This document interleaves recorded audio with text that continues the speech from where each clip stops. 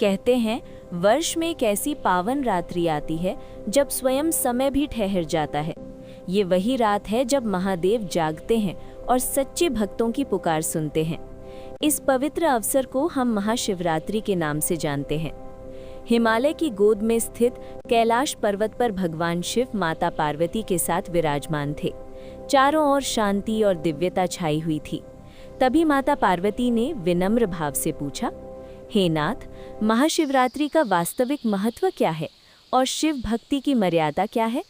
भगवान शिव मुस्कुराए और बोले, हे देवी, जो भी श्रद्धा और सच्चे मन से इस कथा का श्रवण करता है, उसके पाप नष्ट हो जाते हैं और जीवन में शांति आती है। फिर शिवजी ने एक प्राचीन कथा सुनाई। दक्षिण दिशा में भद्रवन नाम का एक घना वन था। वहाँ काल दृष्टि नाम का एक क्रूर शिकारी रहता था। वो प्रतिदिन निर्दोष जीवों का वध करता और कभी किसी पर दया नहीं करता था। एक दिन महाशिवरात्रि आई। उस दिन उसके घर में भोजन नहीं था। पत्नी और माता पिता भूखे थे। वो धनुष बाण लेकर शिकार की तलाश में जंगल गया, पर पूरे दिन कोई शिकार नहीं मिला। संध्या होते होते वो थक कर एक सरोवर के पास पहुंचा।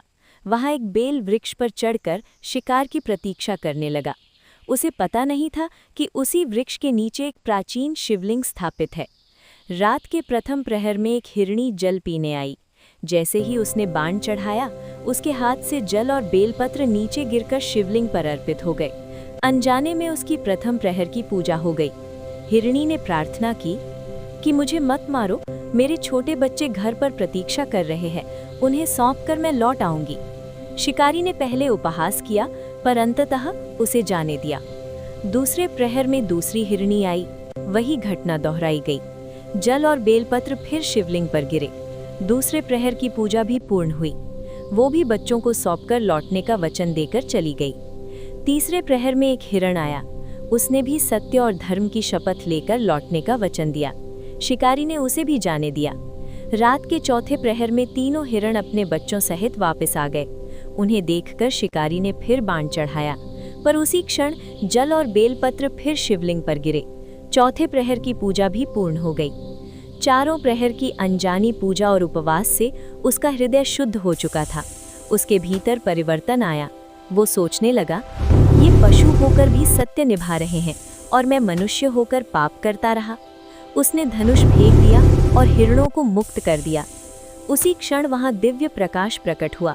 भगवान शिव प्रकट हुए और बोले, हे व्याध, तुमने अनजाने में मेरा व्रत पूर्ण किया है। तुम्हारा हृदय अब पवित्र हो गया है। तुम वर मांगो। शिकारी ने कहा, प्रभु, आपके दर्शन ही मेरे लिए पर्याप्त हैं। भगवान शिव ने उसे आशीर्वाद दिया और उसका उद्धार किया। हिरण भी दिव्य लोक को प्राप्त हुए। इसके बाद माता पार्वती ने पूछा, हे नाथ, शिवलिंग पर जल अर्पण की मर्यादा क्या है? शिवजी बोले, भक्ति में भाव प्रधान है, परंतु जो व्यक्ति अहंकार, छल, असत्य और द्वेष से पूजा करता है, उसे फल नहीं मिलता। जो सत्य, करुणा और पवित्र आचरण से जल अर्पित करता है, उसका एक बूंद जल भी अमृत बन जाता है। इस प्रकार ये कथा हमें सिखाती है कि सच्ची भक्ति बाहरी कर्म से नहीं, बल्कि हृदय की शुद्धता से होती है। हर हर महादेव। जय भोलेनाथ।